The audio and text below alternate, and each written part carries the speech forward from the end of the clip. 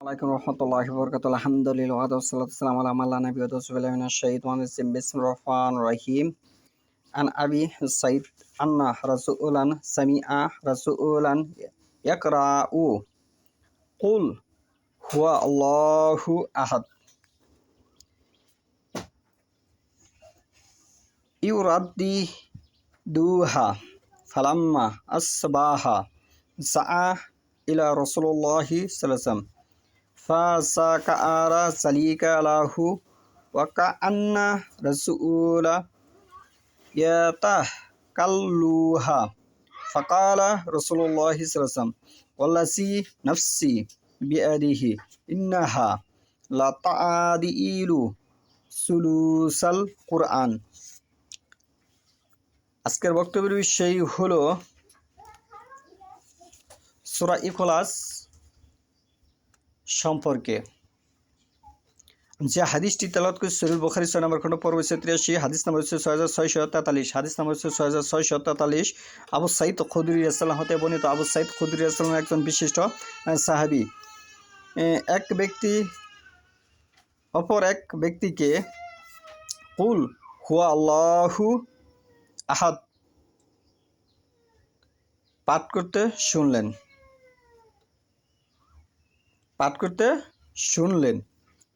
সকাল হলে তিনি রাসূলুল্লাহ সাল্লাল্লাহু আলাইহি ওয়াসাল্লামের নিকট হাজির হলেন এবং ব্যাপারটি তার কাছে উল্লেখ করলেন। আর ওই ব্যক্তি যেন উক্ত সূরার পাঠকে কম গুরুত্ব দিচ্ছিলেন। তখন নবী সাল্লাম বললেন, যার হাতে আমার প্রাণ, কসম ওই সত্তার, নিশ্চয় এই সূরা কোরআনের 1/3 অংশের সমান। সূরা ইখলাস আল কোরআনের 1/3 অংশের সমান। আল কোরআনটা যে 3টা ভাগ করেন তার 1 ভাগের সমান সূরা ইখলাস। কিন্তু এই ইখলাসের মাঝে মানুষ একটি উচ্চারণ বিভ্রান্তি ঘটিয়েছে, যেটি সেখানে আছে এভাবে হুয়া, কিন্তু অধিকাংশ মানুষ স্কলারশিপ সহ 1999 জন এভাবে বলে থাকে কুল হু আল্লাহু আহাদ। কুল হু আল্লাহু আহাদ এভাবে লেখা নেই, এভাবে নেই। সেখানে আছে কুল হুয়া আল্লাহু আহাদ, হুয়া আছে, হাফেজ হু ওয়া জবর ওয়া, হুয়া। সেখানে মানুষ উচ্চারণ করে কুল হু, সেখানে শুধু হু নেই। আপনি কোরআন খুলেন, দেখেন সেখানে হুয়া আছে। তাহলে মানুষ উচ্চারণের মাঝে বিকৃত ঘটিয়েছে। আর এই বিকৃত ঘটানোর কারণে সূরা আলে ইমরানের 78 নম্বর আয়াতে আল্লাহ বক্তব্য দিছে, কিছু লোক আছে যারা জিহ্বা বাঁকিয়ে কোরআনকে বিকৃতভাবে উচ্চারণ করে। এই হাদিসের ব্যাখ্যা বিশ্লেষণ এভাবে এসেছে, কোরআনের মৌলিক আলোচ্য বিষয় হলো 3টি। কোরআনের মাঝে মৌলিক আলোচনা বিষয় হলো 3টি। 1, তাওহীদ। তাওহীদ সম্পর্কে ভারতবর্ষ সহ সারা পৃথিবীর মানুষ বর্তমানে অবগত নেই।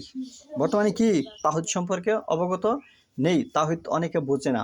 অনেকে বড় আলেম, সে দাবি করে আমার সার্টিফিকেট আছে, আমি আলেম, আমি হাফেজ, কিন্তু তাওহীদ সম্পর্কে তার জ্ঞান নেই, নলেজ নেই।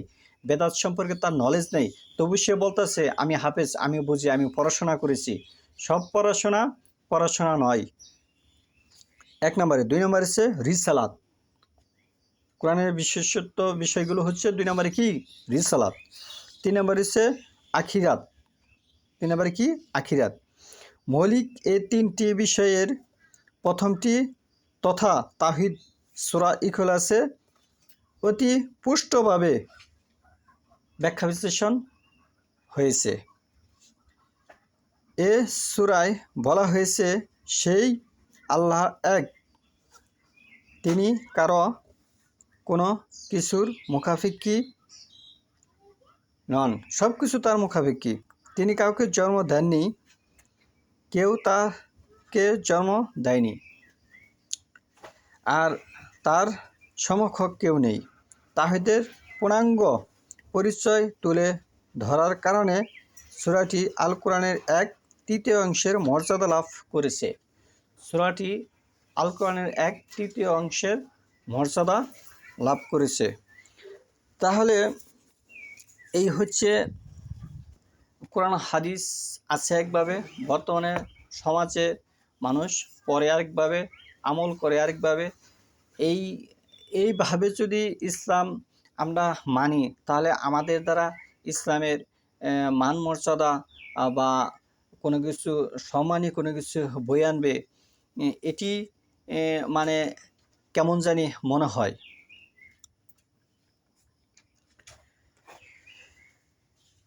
এখানে আরেকটি হাদিস হচ্ছে সহিহ বুখারী 6 নম্বর খণ্ড 6644 নম্বর হাদিস।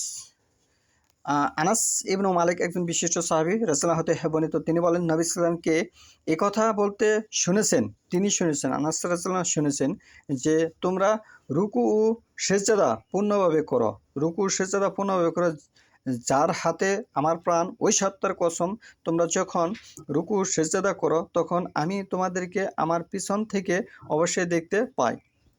এই কথা কি বলতেছে? আনাস রাদিয়াল্লাহু বলতেছে রাসূলুল্লাহ সাল্লাল্লাহু আলাইহি ওয়াসাল্লাম বলেছেন, এই কথাটি আনাস রাদিয়াল্লাহু শুনেছেন।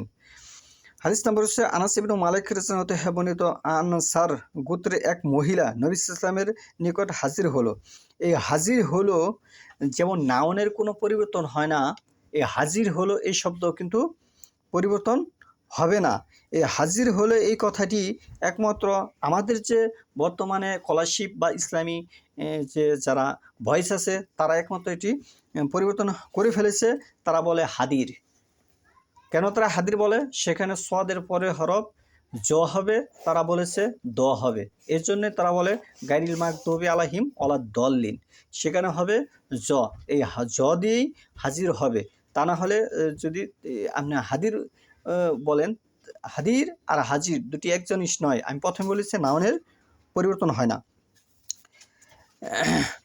হাজির হলো সঙ্গে ছিল তার সন্তানাদি।